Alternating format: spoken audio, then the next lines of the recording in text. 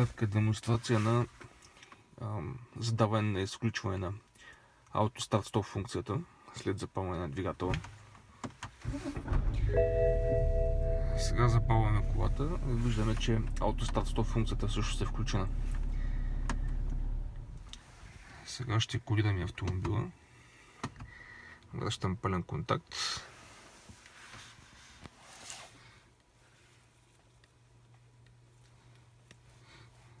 Задавам новите кодировки.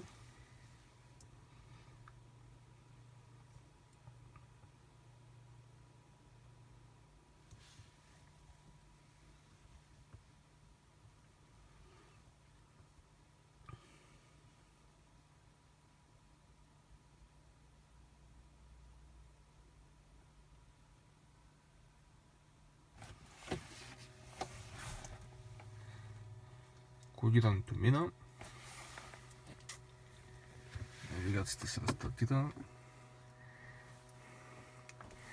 И сега ще запалим автомобила.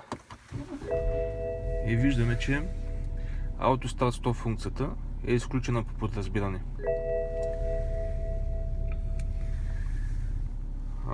Тук има вариант да се направи Auto Start Stop функцията да помни последното зададено положение, дали е включено или изключено. В този случай обаче собственика на този автомобил иска това да е изключено по подразбиране при всяко палене.